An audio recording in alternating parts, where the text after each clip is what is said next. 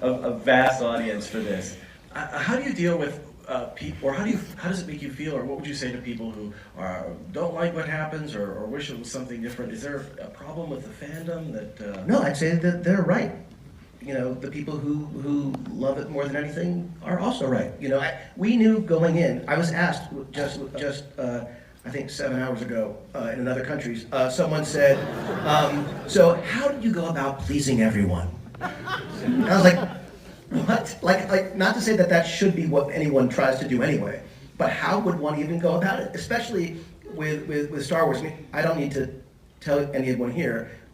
We live in a moment where everything immediately seems to default to outrage, and there's a kind of an MO of just of it's either exactly as I see it or you're my enemy, and it's a bit like magicians. You'd think magicians would all just get along. Magicians hate each other.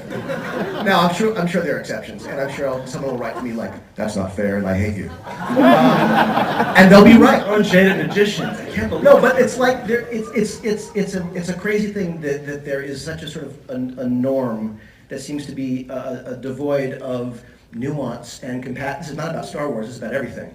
You know, compassion and acceptance and allowing people to.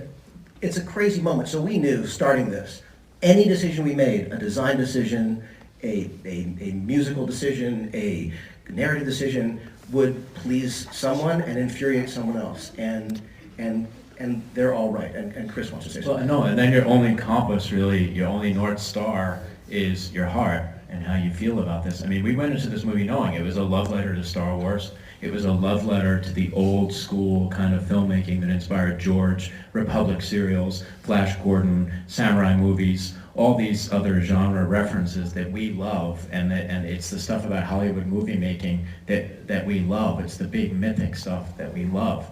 And so we went into it sort of deciding that is what we wanted the final episode to be. You know, if you're Thanks everyone. That was really fun. I will say it would be a much more interesting answer if there were conflict. The truth is that I was, as I mentioned earlier, getting 7 up and running, nothing but grateful that a director and writer I admire as much as Ryan was coming in to do that. Not expecting to come back to this. It was just fun to watch what was happening and get to respond to it. When I was called to come onto this movie, though of course I wish we'd had that time that we didn't, and was working with Chris, we had conversations with Ryan in the beginning.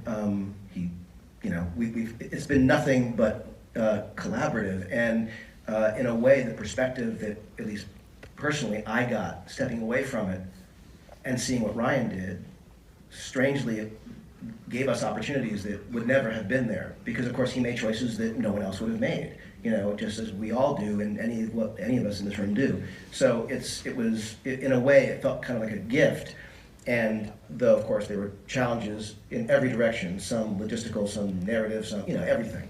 It was, it was actually weirdly more helpful than not having that other energy. There was sort of, I thought there was kind of an alchemy because of the things that he did. And one other thing I'll say is I think that people who say, oh, you know, that this film is kind of like flipping off The Last Jedi, and like when Luke says the thing he does about the lightsaber, if the scene in The Last Jedi where Luke tosses the saber over his shoulder were immediately followed by Luke saying, you know, a Jedi's weapon deserves more respect, I think it was insane.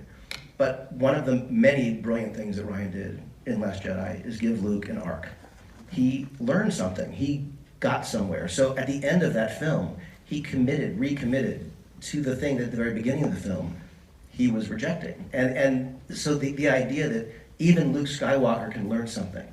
I think for a kid to hear Luke Skywalker say, I was wrong, I think it's a beautiful thing. And I think it's something we could all probably do with a little bit.